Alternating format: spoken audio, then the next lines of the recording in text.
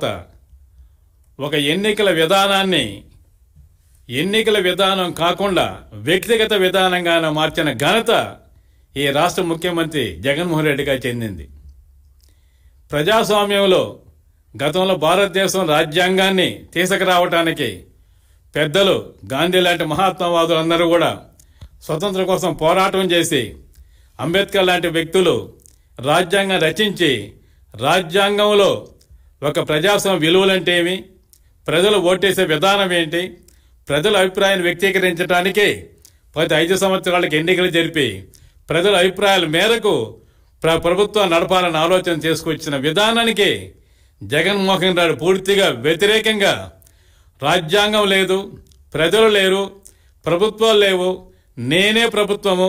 నేనే రాజ్యాంగము, నేనే రాజును అనే ఒక కొత్త నిర్వచనం తీసుకొచ్చి ఈనాడు తిరుపతి లాంటి ఒక శాంతిముఖ ప్రదేశంలో ఈనాడు దౌర్జన్యాలు చేసి ఈరోజు ఒక బుల్లెట్ ద్వారా శాసించాల్సిన పరిస్థితిని తీసుకొచ్చారంటే దానికి జగన్మోహన్ రెడ్డి గారు ప్రజలకు జవాబు చెప్పాల్సిన అవసరం ఉంది. ఒక్క తిరుపతి కాదు, పులివెందులలో తెలియదు, పులిచెల్లో కానీ లేదనుకోండి పొంగునూరులో కానీ తాడిపత్రిలో కానీ అలాగే కాళాస్త్రిలో కానీ ఎక్కడికైనా సరే నియోజకవర్గాలు అన్నింటిలో కూడా 175 నియోజకవర్గాలు ఉంటే ముఖ్యంగా రాయలసీమ ప్రాంతాల్లో ప్రతిరోజు ప్రతి నిమిషం కూడా ప్రజలు భయప్రాంతం చేసి ప్రజల అర్థంగా మేము ఎక్కడున్నాము, మా యొక్క ఆలోచన విధానం ఏంటి, మా ఆలోచన వ్యక్తీకరించే ఇప్పుడు అర్థంగా మాకు అవకాశం లేదా,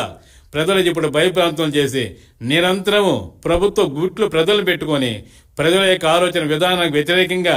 పరిపాలించిన మహానుభావుడు ఈ యొక్క చెప్పిన జగన్మోహన్ రెడ్డి గారు. అతని విధానానికి వ్యతిరేకంగా ఈరోజు మే 13వ తేదీన ప్రజలందరూ కూడా నిశ్శబ్ద విప్లవం ద్వారా ప్రజల యొక్క ఓటును ఉపయోగించి జగన్మోహన్ రెడ్డి గారిని భారతదేశ చరిత్రలోనే ఆంధ్ర రాష్ట్ర యొక్క చరిత్రలోనే ఎన్నడూ లేని విధంగా వ్యత్యాసం చేసి ప్రజలంటే ఏమిటి, ప్రజలు ఏ విధంగా ప్రభుత్వాన్ని ఎన్నుకుంటారనే ఒక గొప్ప నిర్వచనాన్ని తొలి ఆలోచనను తీసుకురాబోతున్నారు. ఇప్పటికైనా జగన్మోహన్ రెడ్డి గారు కానీ వాళ్ళ మంత్రులు కానీ ఆనాడు ప్రమాణ స్వీకారం చేసి ఏ విధంగా మంత్రులు ముఖ్యమంత్రులు అయ్యారో వాళ్ళు రాజ్యాంగాన్ని పరిరక్షిస్తామని చెప్పిన విధానానికి ఈరోజు పూర్తిగా వ్యతిరేకంగా పనిచేసిన విధానానికి ప్రజలు గుర్తించి ప్రజలు పూర్తిగా వీళ్ళని రాజకీయ సన్యాసం పంపించి పూర్తిగా ప్రజలు రాజకీయానికి రాష్ట్రానికి దూరంగా పెట్టి వాళ్ళ యొక్క విలువలను వాళ్ళ యొక్క ప్రజాస్వామ్యం కాదని కాపాడుకోవటానికి వాళ్ళు ఓటైన ఆయుధంతో పూర్తిగా ప్రభుత్వాన్ని పూర్తి తరమతోరుతున్నారు. ఈ రాష్ట్ర చరిత్రలోనే ఇంత నీచమైన ప్రజలు ఇచ్చిన ఈ యొక్క ఆలోచన విధానానికి బస్సుపోతున్న యొక్క ప్రభుత్వం ఏదైనా ఉందంటే అది జగన్మోహన్ రెడ్డి గారి ప్రభుత్వం, వైఎస్ఆర్ ప్రభుత్వాన్ని కూడా ఈ యొక్క ఆలోచనతో ప్రజల యొక్క ఆలోచన విధానాన్ని తెలియజేస్తున్నారండి.